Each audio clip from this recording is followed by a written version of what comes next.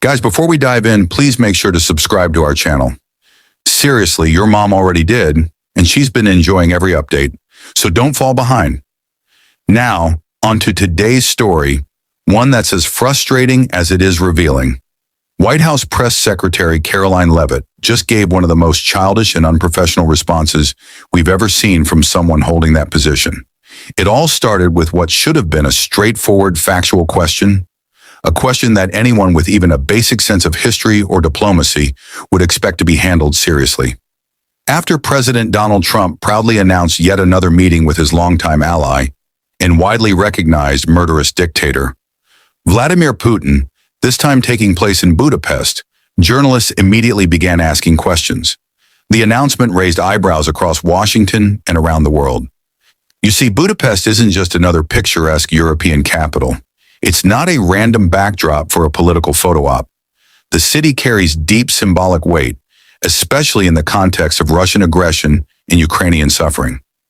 That's because back in 1994, Budapest was the site of the Budapest Memorandum, a crucial agreement that was supposed to represent a step toward global stability after the collapse of the Soviet Union. Under that agreement, Ukraine agreed to give up the thousands of nuclear weapons it had inherited following the Soviet breakup. Weapons that, at the time, made it the third largest nuclear power in the world. In return, Russia, along with the United States and the United Kingdom, promised to respect Ukraine's independence, sovereignty, and territorial borders. It was a landmark moment, celebrated as an example of peaceful diplomacy and trust among nations. But as we've all witnessed, those promises were shattered. In 2014, Vladimir Putin brazenly violated that commitment when Russia invaded and illegally annexed Crimea. That single act of aggression reignited tensions across Europe and sent shockwaves through the global community. It didn't stop there. The Kremlin continued its slow, grinding offensive in Ukraine's Donbass region for nearly a decade, turning it into a war zone that claimed thousands of innocent lives. Then came 2022, the year that forever changed the world's perception of Putin's ambitions. With a full-scale invasion of Ukraine, Russian forces launched an assault that left cities in ruins, families displaced, and countless civilians killed. The war continues even now with relentless drone and missile strikes targeting homes, hospitals, and critical infrastructure. The humanitarian toll is staggering. Millions have fled, entire communities have vanished, and the sound of sirens has become an everyday reality for Ukrainians just trying to survive. So when HuffPost reached out to the White House following Trump's announcement and asked, quite reasonably, why Budapest? It wasn't a trick question. It was a fair and obvious one. Given the painful symbolism of that city, why would a U.S. president, especially one meeting with Putin, choose that location? What message was this supposed to send to Ukraine, to NATO, or to the rest of the democratic world?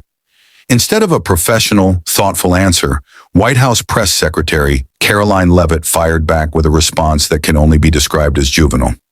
Within minutes of receiving the inquiry, she replied, "Your mom did. Thanks for watching." That's right. Your mom did. A phrase more fitting for a sarcastic teenager on social media than for a senior official representing the President of the United States. The reaction was instant. Journalists, political analysts, and everyday citizens alike expressed disbelief.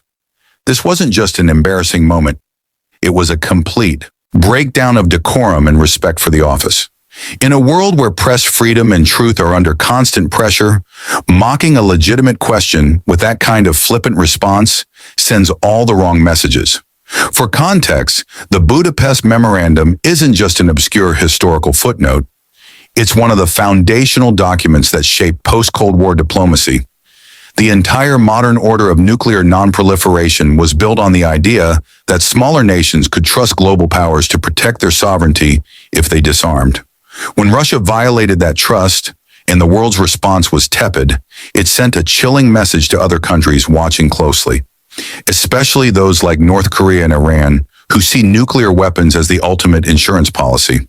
That's why this story matters. It's not just about a sarcastic email or a petty insult. It's about accountability, symbolism, and the erosion of professionalism in American political discourse. When the public turns to the White House for answers about foreign policy, they deserve respect, not mockery. The stakes are too high for childish one-liners. Even seasoned reporters who have covered multiple administrations couldn't believe what they were seeing. Veteran correspondents said it was the most unserious response to a serious question they'd ever received from a government official. Others called it a reflection of how far the standards of public communication have fallen. The irony here is that the Budapest Memorandum was meant to prevent exactly this kind of chaos, to keep the world stable through trust and dialogue. Yet decades later, the same city's name is being dragged into controversy over a meeting between a U.S. president and the very dictator who broke that trust. And instead of addressing that uncomfortable truth, the spokesperson for the White House chose sarcasm over substance. So yes, while it might seem like just another viral headline or political soundbite, this exchange highlights something deeper: how tone, respect, and maturity in leadership can either strengthen or shatter public confidence. Because when diplomacy turns into mockery and history is ignored for the sake of a snarky comeback, it's not just the press that loses, it's all of